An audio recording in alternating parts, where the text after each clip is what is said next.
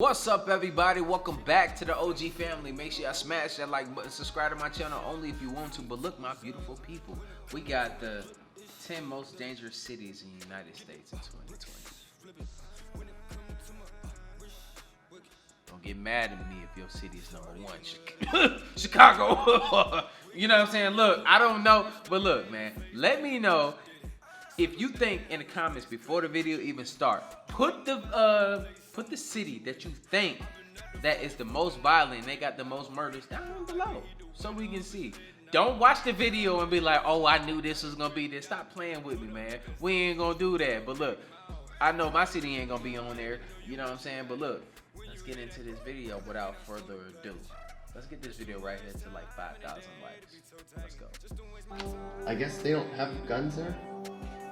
Today in America, you have about a 1 in 20,000 chance of being murdered. But that number is much higher if you live in the cities we're going to talk about. So, lock your doors as we go through America's Murder Capitals 2020.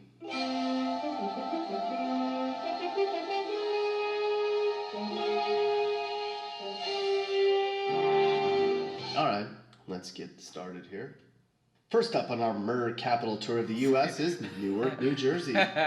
Here in Newark, there were a total of 75 murders, which may or may not sound like a lot, but for a city of 282,000 people, that's a lot. For perspective, the entire state of West Virginia only had 67. You have a 1 in 3,000 chance of being killed in Newark every year. And get this, that's actually way down from the peak in 1960. That means Newark is safer now more than ever, and it's still really bad here. Apparently, they've been cracking down here in Newark, with aid coming from the FBI, State Attorney's Office, and New Jersey State Police.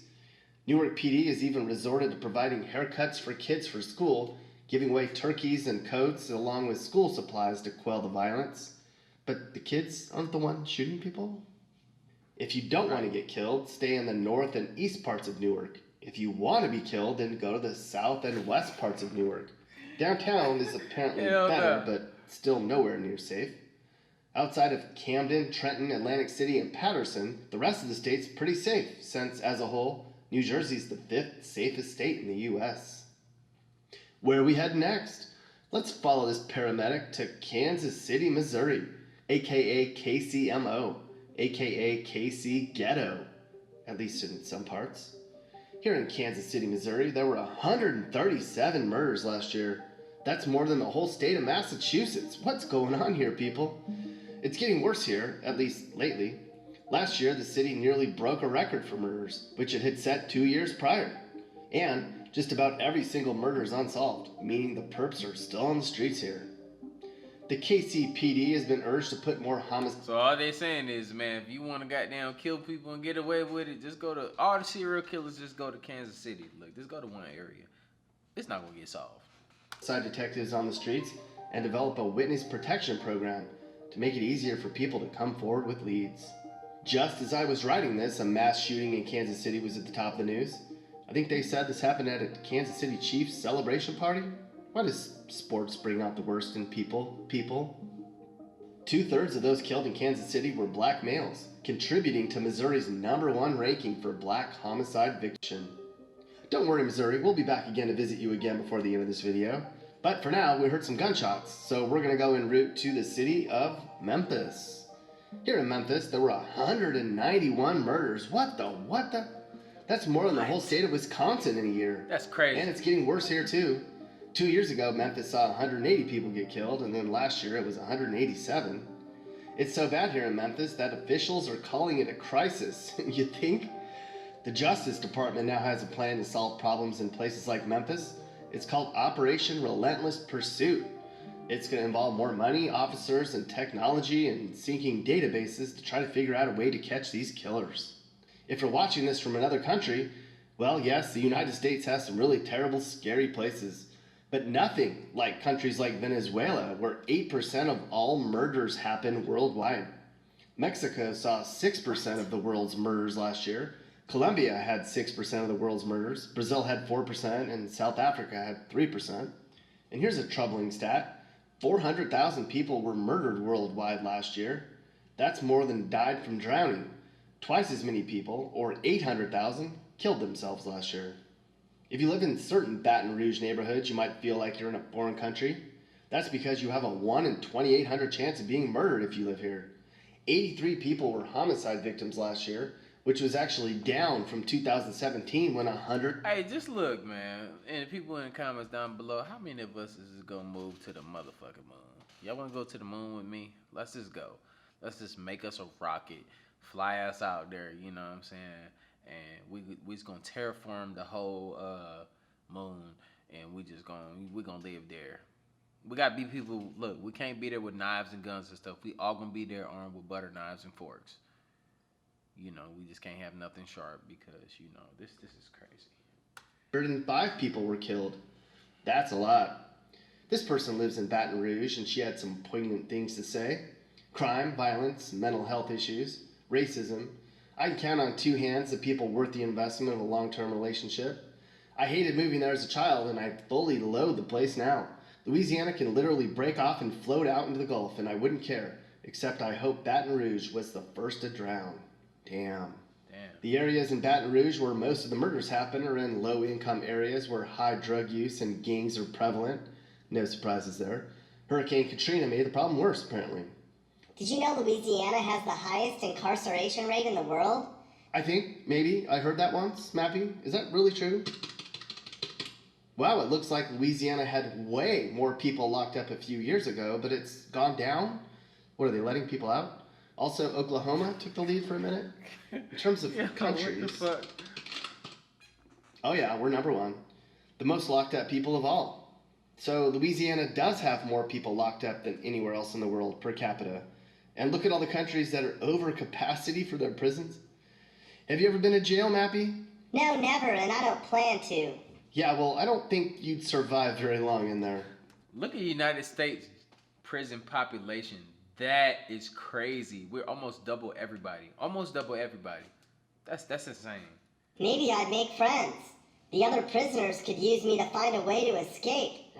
That's a good point, Mappy. Oh, good old Mappy. Please don't ever wind up in jail. We'll never see you again. We don't have to go very far to get to our next murder capital of the U.S., New Orleans. Here, 119 people were murdered last year that they know of, which is way better than in previous years, like in 50 years. But why? Well, for one, the mayor says her plan on using data-driven police interventions and community outreach is working. The Big Easy was the murder capital of America in '94, and from '94 to 2013, the city averaged 250 murders annually. Oh, but it's still bad here, and it's still more dangerous than in most places in Mexico and Venezuela. Tourists and residents are told to walk in groups. I've been to many areas in New Orleans, and besides... Hey, cuz, when we go to New Orleans, we're going to be in a big group. About 5 to 10. Yeah, no, 10. 10 to 20. 10 to 20. Maybe 50?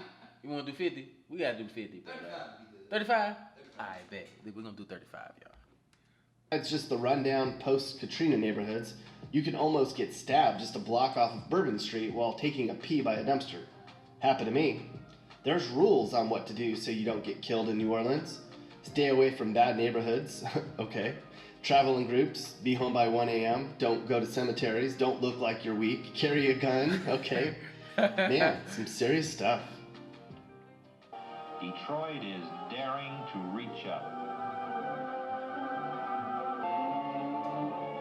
Some Detroiters prefer to dwell in these new, self-contained cities within a city. Others in new cooperatives or friendly neighborhoods. Whatever the choice, Detroiters rate their city high for living, working, and sheer enjoyment. Yeah, Detroit is nothing like that now. Of course Detroit's on this list. This city saw 261 people murdered last year alone, which is more than the whole state of New Jersey, which has a city on this list. 61? And murders are down here, too. It's only the first time since 1967 where there were less than 300 killings in this city. Probably because everyone's leaving. Typically, a city's crime rate goes up when its population goes down, so Detroit's an interesting case. Hopefully, it's a long-term trend. But if you think that's bad, in 1974, there were 714 murders here, and in '91, there were 615. So now's nothing. Of course, population declines left abandoned buildings behind, which have become magnets for the drug trade. And I see why people will leave. Y'all just killing that. I'm gone, bro. Like that many people, that's somebody that you know all the time that's dying. I see people currently now that I know, and it's like every couple months I see somebody, they're like, oh my gosh, RIP on some BS. You feel me? Imagine 700 people dying. It's highly likely it's somebody you know, especially if you black. angry, mean people. Poverty, crime, shootings, drugs, and urban blight in Detroit are ongoing problems. Poverty-wise, a typical Detroit neighborhood made about $25,000 last year, the second lowest in the country and about half of what the typical American household made. Similarly, its poverty rate of 40% is the second highest in the country, well more than double the national poverty rate of 15%. Birmingham, Alabama is our fourth murder capital of the U.S. That might throw you off since Detroit's only fifth, but if you're measuring actual murders per capita, the numbers don't lie. Here in Birmingham, there were 88 murders, and for a city of just over 200,000 people, that means residents have a 1 in 2,400 chance of being killed every year. You know your city's bad when the Venezuelan government's telling residents to avoid you. How are people being killed in the U.S.? This chart shows that about half of all murders are by a handgun, another 3,000 are by an unidentified gun, 1,500 people were stabbed to death, and then you have bare hands, blunt objects, poisoned? Only 5 people were poisoned last year in the U.S.? That seems low. Now, Birmingham's a very black city, where 2/3 of the population is African American. What percentage of murder victims in the U.S. are black men? Well, according to this chart, black Americans were only slightly more likely to be killed in the U.S., casting aside the myth that most murders in the U.S. are black-on-black crimes. Another interesting stat. Honestly, we all out here killing each other, for real, for real. Per capita, though, it is a lot different in numbers, so, yeah. Most murders don't cross racial lines, meaning white people kill white people and black people kill black people. Of all black homicide victims, 86% were male, and the average age is 31 years old. 83% of black victims were shot and killed with guns. I'm just gonna stay in the house, bro, for the rest of like my 30s, and then like after I'm like 50, I'm gonna come back outside again. Jackson, Mississippi, things certainly have been better, especially on the south side of town. There were 78 murders here, which means folks had a 1 in 2,100 chance of being a victim themselves. That's only twice as high as dying in an accidental drowning. Heck, your odds of falling down the stairs and dying is 1 in 1,600. Jackson's crime has been ticking up lately, but look at the last few years. This news channel in Jackson keeps a running tally of Jackson murders, which is sad. Last year ended with a bunch of shootings right on New Year's Eve in Jackson, where people were just randomly shooting into homes. What is going on, people? Which U.S. cities are actually decreasing their murder rates? Well, New York City had like 2,200 murders in 1990, but their murder rate's down by 90%. Chicago peaked in the early 90s as well, though the South Side is notoriously terrible for shootings. San Francisco, too, though covered in poop, has seen its homicide rate go down by quite a bit. Who's our homicide runner-up? St. Louis is. Here, more than 194 murders happened last year. For a city of over 300,000 people, that's a lot. You have about a 1 in 1,600 chance of dying in St. Louis every year, and likely by... That's not good odds. That's not somewhere that I'm just going like, oh, I'm about to go to St. Louis. We not doing that. Ain't nobody ever said that. You just got to be there to be there. You feel me? Like, I ain't trying to be involved in none of that.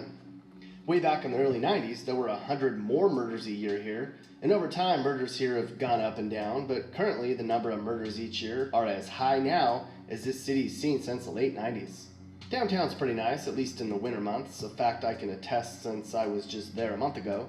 However, the north side of St. Louis is very, very bad, and where most of the problems happen, likely between people fighting over drugs or gang BS or both. St. Louis has a new plan called Cure Violence, which resembles Chicago's plan called Cease Fire. The goal is to treat gun violence like it's a disease and to stop its spread by helping youth see alternatives to violence and by convincing gunshot victims from retaliating. Okay, who's our murder capital of the USA? Baltimore is, or as people have called it, Bodymore Murderland. I used to live in the DMV area. Look, my experiences with Baltimore was a little bit different. I only was in Baltimore when we did a little a little party, and then we dipped. Like, you don't stay in Baltimore and just be in Baltimore because people in Baltimore is nice. Hell, absolutely not. That's not what we're doing. Go there and then you leave. Because they talk like, when you see somebody talking to, do, and few, you got to get the hell up out of there. You feel me? That's not where you need to be. If Here somebody in talking Baltimore, like there that, were go. 350 murders last year, which is the highest it's been since 1993, and close to an all-time high. It's also 5 years in a row now that there have been more than 300 murders in Baltimore. You have about a 1 in 1,700 chance of being murdered in Baltimore every year, and much higher in certain parts of the city. This site's been tracking homicides in Baltimore, and the last 100 only goes back to Halloween, and it's January right now. Look at the last mayors of Baltimore. Resigned, didn't run for re-election. Resigned, didn't run for re-election. Would you want that job? In Baltimore, the stated targets for busts aren't drug offenses. It's trying to find all the damn handguns. There's similar plans on what to do to curb the violence and murder rates here, but it's all the same thing, and it probably won't work. They've even considered flying surveillance planes over Baltimore 24/7. People say the police aren't as aggressive since the Freddie Gray murders and riots in 2015. Others say it's all the illegal guns laying around. Some say it's a drug crisis. Well, there were 417 mass shootings last year in the U.S., more than one every day. It's white versus white, black versus black. Lots of people here are sick, and big pockets of inner cities in the U.S. have had a breakdown of morality and family values. When the culture of the streets takes precedence over getting a damn job and being responsible, there's nothing we can do to stop it, except throw them all in jail. Can we do that? No, we can't. But look, man, it's violence everywhere in the United States, man. It's going more rampant now because of the, they gonna say the radical left, the radical right, and stuff like that. It's like every side is against each other. Black people killing people, black people killing black people, white people killing white people, vice versa, all this other stuff, man. We need to, like, bruh, I just want to, look, I'm moving to the moon, man, because I ain't got time for none of the BS, man. I'm just trying to live my life. I ain't trying to be involved in none of the drama, no nothing. So, you know what I'm saying? Like, I keep my nose clean. I never speak on other people publicly about what they're doing wrong or anything because that's not my life. Like, somebody can do something wrong to me and I don't have to address it on the, you know what I'm saying, like publicly or make it a thing because, man, we just got to move on from BS, man. Like, people glorify BS and that's the thing that people want to see. But look, man, it ain't that important, man. If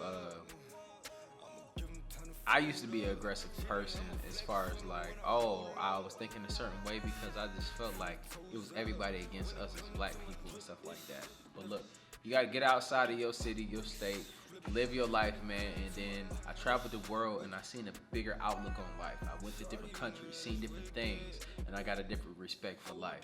So therefore, like, man, let's have some peace, man. Let's have some peace, man. I just wish it would be a lot better for the people that's coming behind us. But look, like I always say, you know what I'm saying, if y'all ain't followed me already on my Instagram, it's right here in the description down below, or it's right here, you know what I'm saying. So my name is at the bottom, like that is my Instagram. Go ahead, follow me. But I'll see you in the next video. And like I always say, spread love, because there's too much hate in this world. Love you guys. See you in the next video. And I'm out, though. Blah. Fold up. She think I'm a flex on her when I roll up. From the toes up. When it comes to my drip, it's different.